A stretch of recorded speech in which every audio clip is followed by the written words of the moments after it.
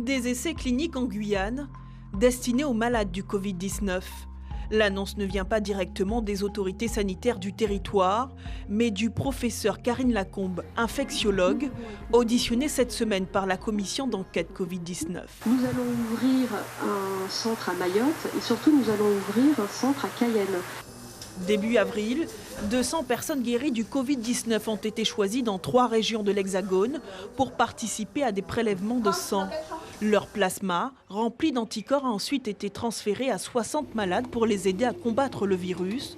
Ce protocole pourra être mené chez nous sur la base du volontariat. Ce plasma, il a été congelé et il est proposé dans certains centres. Ça a commencé en Chine, mais maintenant il y a de nombreux centres en France qui ont proposé ce plasma congelé à des personnes malades. Mais en France, elles ne sont pas assez nombreuses pour qu'on puisse vraiment confirmer tout l'intérêt de cette nouvelle thérapeutique.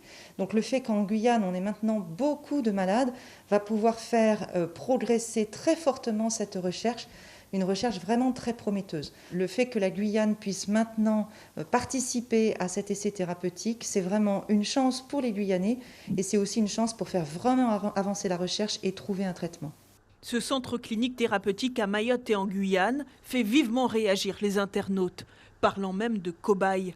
Jean-Victor Castor est l'un des tout premiers à avoir réagi. Il s'insurge contre ces essais thérapeutiques et en appelle à la mobilisation des élus locaux et de la population. Ce qu'il y a de scandaleux dans cette affaire, c'est-à-dire qu'on a entendu donc, le docteur Lacombe lors de son audition et sur certains médias en France donc, préciser que les 2 territoires qui vont être utilisés comme cobayes, donc surtout les populations, ce sont les territoires de Mayotte et de la Guyane. Et on sait que sur nos territoires, sur ces 2 territoires, il y a beaucoup de populations précaires qui pourront être influençables. Parce qu'on sait qu'on va nous rétorquer que ce sera donc bien sûr à l'acceptation des gens. Mais bon, on doit s'y opposer parce que la Guyane, dans son histoire, a souvent été reléguée dans la gestion donc, des affaires publiques.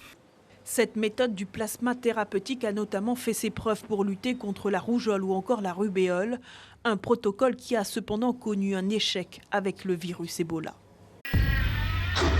Suivez l'info sur Guyana Première, télé, radio et Internet.